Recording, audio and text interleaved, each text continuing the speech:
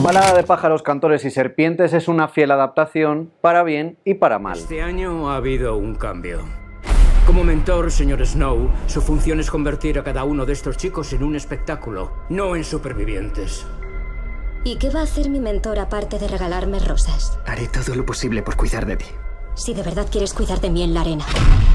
empieza a pensar que puedo ganar. Han pasado 8 años desde la última vez que visitamos Panem, ese Estados Unidos distópico creado por Suzanne Collins que dio pie a una franquicia cinematográfica súper taquillera y una de las mayores alegrías para Lionsgate, que en esa época llegaba a codearse con las grandes majors de Hollywood gracias a la saga Crepúsculo y a las aventuras de Katniss Everdeen. A pesar de que Lionsgate ha seguido teniendo alguna que otra alegría en taquilla, por ejemplo con la franquicia John Wick, sí que es verdad que de la época de bonanza que supusieron estas dos sagas adolescentes, pues claro, ya iba quedando muy atrás. Y qué conveniente que en 2020 Suzanne Collins decidiera también volver al universo de los Juegos del Hambre con una novela que sirve como precuela para la trilogía original, titulada, súper cómodo, Balada de pájaros, cantores y serpientes, porque los Juegos del Hambre no era ya lo suficientemente larga. Esta precuela, que tiene lugar muchas décadas antes de la edición de los Juegos del Hambre en la que Katniss Everdeen fue elegida tributo del Distrito 12, nos muestra un poco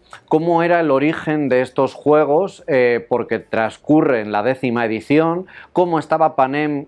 todavía con las heridas de la guerra entre el Capitolio y los distritos muy abiertas. Nos quieren mostrar lo más cerca posible del origen de toda esta distopía antes de, o sea, sin meternos en lo que sería la guerra, entre el Capitolio y los distritos. Pero Suzanne Collins, que ha aprendido de muchas otras franquicias que se acaban ramificando, no podía elegir un personaje cualquiera para seguir y decide presentarnos el pasado de nada menos que el presidente Snow, el personaje interpretado por Donald Sutherland en la franquicia de películas protagonizadas por Jennifer Lawrence y en, bueno, pues el principal villano de toda esta historia. Pues evidentemente Balada de pájaros, cantores y serpientes intenta hacer lo que otras precuelas centradas en villanos han hecho recientemente, como La Cruella de Emma Stone, como La Maléfica de Angelina Jolie, que es mostrarnos la humanidad del personaje y cómo se corrompe. Una idea que a mí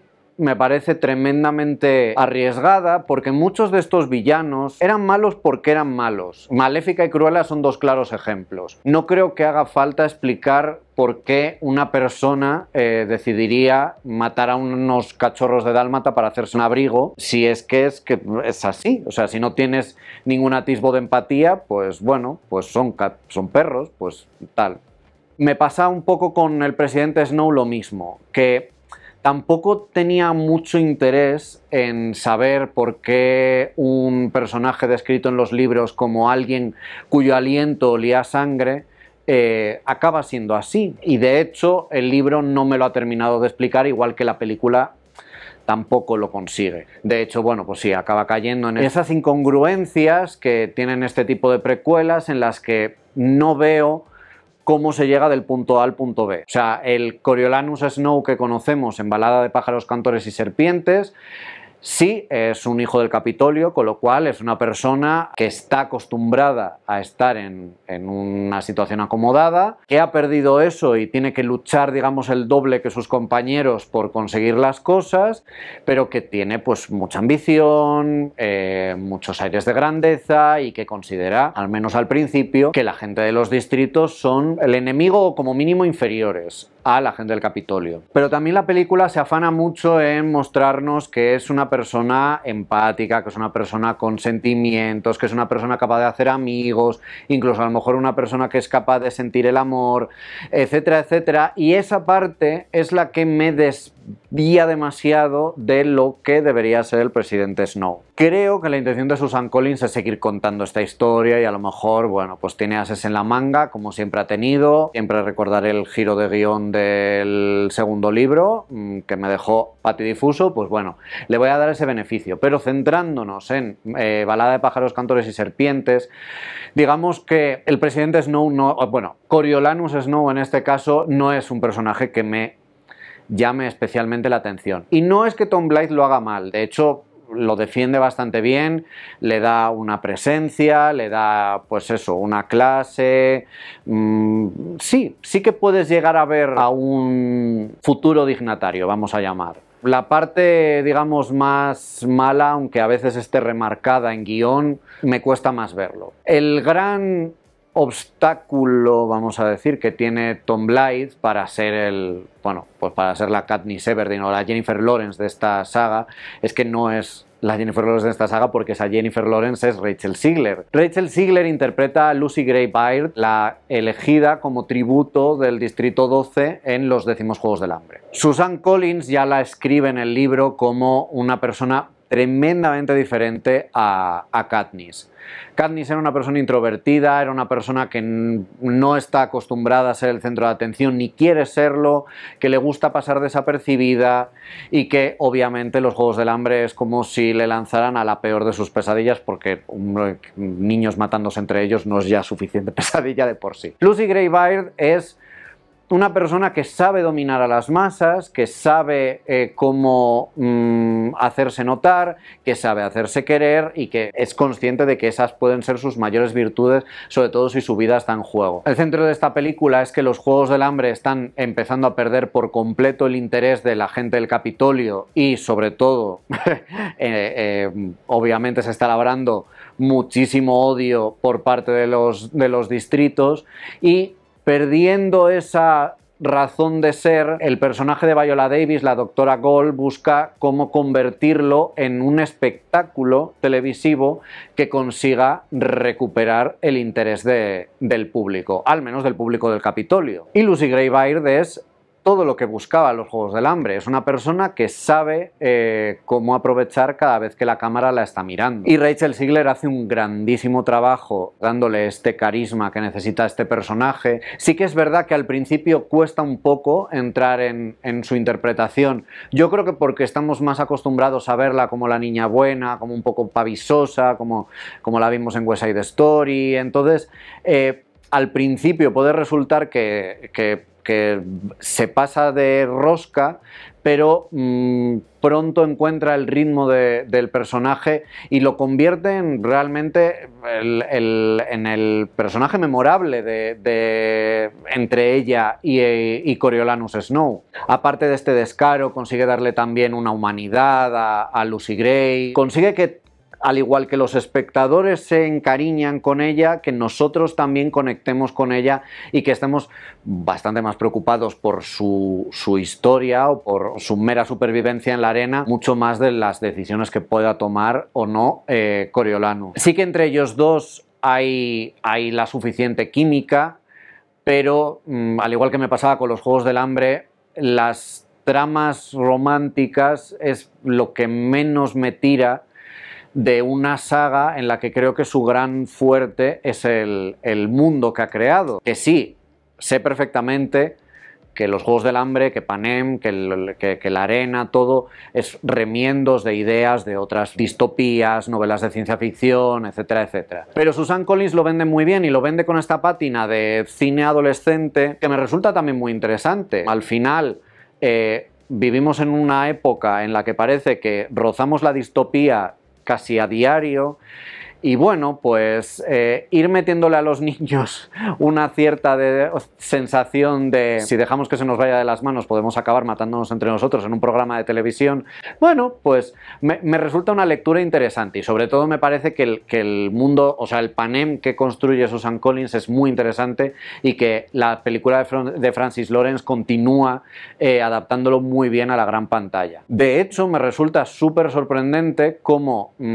esta película, que llega un poco cuando nadie la esperaba, tenga un apartado visual tan resultón en un momento en el que ni las películas de Marvel están a la altura en lo que son efectos visuales. Aquí, pues bueno, sí, de vez en cuando se nota la pantalla verde, pero en gran medida los escenarios, el diseño de producción, todo este aire retro que le dan un poco estilo el aire retro de Loki para llevarnos al pasado de este Panem, es súper bonito en pantalla, muy interesante y de nuevo todas esos dilemas que genera en la mera celebración de los juegos, entre los que lo celebran, entre los que lo organizan, entre los distritos, es lo que más me llama la atención y está bastante machacado en esta película, lo cual pues para mí ha sido una grata sorpresa. Hay personajes secundarios que también pues meten nuevos dilemas en la franquicia, aprovechando que esta vez nos centramos en el Capitolio y no en los distritos. Tenemos de nuevo actores de primerísimo nivel que no están excesivamente a medio gas. Viola Davis está muy bien como la Doctora Gold. Sí que es cierto que Peter Dinklage como el decano, creo recordar, de la academia, la verdad es que le han dado un personaje que recuerda demasiado a Tyrion, que bebe y sabe cosas, entonces bueno, pues sí que este parece que está un poco más desaprovechado, pero por él que está desaprovechado tenemos a Jason Schwartzman haciendo de maestro de ceremonias de los juegos, que si Stanley Tucci ya estaba súper arriba en las películas de Jennifer Lawrence, bueno, es que el de Jason Schwartzman es la madre de todos los showmans y roba cada escena en la que sale. Quizás de los secundarios la que más pena me da que esté infrautilizada es Hunter Schafer como Tigris, que tiene un papel muy pequeñito en el libro, entonces pues era lo esperable, pero bueno, es verdad que en la película no tiene tampoco muchos momentos para brillar. No como Rachel Ziegler, vamos, que en cualquier momento cuando te despistas está cantando otra vez, porque vale, yo entiendo que Lucy Gray ya estaba escrita en la novela como una cantante poderosa y que encima era muy consciente de que con su guitarra y con su voz era capaz de mover a las masas, pues tienes que coger a alguien que esté a la altura de este personaje, y Rachel Ziegler, como ya vimos en West Side Story, pues canta que te cagas, y aquí es que le dan directamente casi un álbum entero de country para ella sola. No esperaba yo la cantidad de canciones que tiene, que gran parte de ellas están bien utilizadas. Hay algún otro momento en el que es como no, me sobra un poquitín, pero que voy a tener la banda sonora en bucle, pues es bastante probable que sí. James Newton Howard también hace muy buen trabajo respecto a la banda sonora en lo que es la música, con guiños incluso a las bandas sonoras de los Juegos del Hambre. Hablando de guiños, obviamente, para que no se nos olvide de que estamos viendo, también tenemos los easter eggs gratuitos, que es verdad que alguno no recuerdo si también salía en el libro, bastante probable que sí, porque ya digo que todo lo que ocurre en la película lo recordaba bastante bien del libro, o sea, la adaptación es pues bastante on point. Pero ahí entramos en el gran problema que tengo, ya no solo con la película, sino con el libro de base, que es que con todo lo que me gusta el world building de los Juegos del Hambre, con todo lo que me gusta eso, que se pongan a pensar en cómo diseñar la arena, cómo diseñar las escenas de pelea de los niños, cómo pues la creación del Capitolio entero, el vestuario, todo eso me resulta cautivador. Hay una parte muy importante de la película que como ocurría en el libro, me pesa muchísimo y que no está a la altura. Digamos que podemos dividir la película en 3 partes, de hecho la película lo hace. Hay 2 partes muy interesantes y hay una parte que pesa muchísimo. Y pesa muchísimo en una película que dura 2 horas y 37 minutos, si no recuerdo mal. Y que obviamente, por culpa de esta parte, se hace muy larga. Aparte es que no es... O sea, ya está en el libro, me parecía que era muy poco interesante, que intenta impulsar cosas, yo creo de manera muy artificial, que si no lo has conseguido hasta ahora, en este punto difícil que te vayan a salir. Y sobre todo vuelve la historia muy confusa, deriva muchísimo y acelera en muchas otras cosas, y es ahí yo creo donde me pierde esta construcción de Coriolanus Snow como el futuro presidente. Toda esa parte sigue teniendo un diseño de producción resultón, nos permite ver otras cosas de Panem que no habíamos visto hasta ahora o que no habíamos tenido tiempo de ver hasta ahora, entonces bien, a ese respecto bien, pero en guión, en narrativa, y ya digo que esto viene del libro y a lo mejor me pasa solo a mí, pero creo que no, pues claro, es muy difícil levantarse de eso y claro, eso también afecta al sabor de boca que te deja la película en general. ¿Y qué sabor de boca deja la película? Pues a ver, más allá de estos trompicones, más allá de estos tropiezos, sí que es cierto que lo he comentado antes de ver la película con gente, que como que le ha pillado un poco por sorpresa la aparición de una precuela de los Juegos del Hambre, 8 años después de que terminara la saga principal. Hay gente que me ha dicho, pues es que la verdad yo me había olvidado ya de esta saga, o no me apetece nada volver o tal. Y yo sí que tenía la sensación de que en estos 8 años sí ha podido crearse, no voy a decir nostalgia porque me parece muy pronto para hablar de nostalgia, y de hecho pues los intentos de apelar a la nostalgia en la película me resultan un poco, me echan un poco para atrás, pero sí que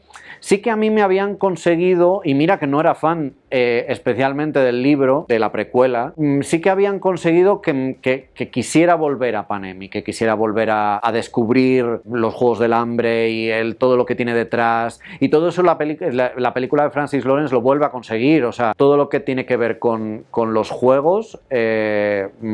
sigue siendo, a mi parecer, una locura, una cosa interesantísima. Una pena que, bueno, pues al final también tenga que cumplir ciertos tics del cine adolescente o de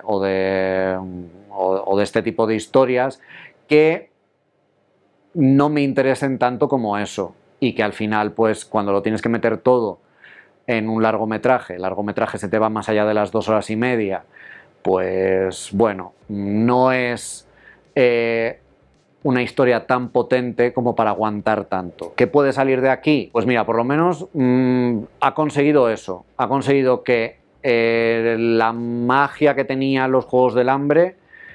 haya vuelto en gran medida. Si Suzanne Collins consigue sorprenderme de nuevo con más libros que consigan eso, llevar la historia por otros lados, bienvenidos sean. Esta precuela, pues con sus más y sus menos, y ya digo que 2/3 por el tercio que no tanto. Yo la verdad es que mientras me sigan contando más detalles de la historia de Panem, más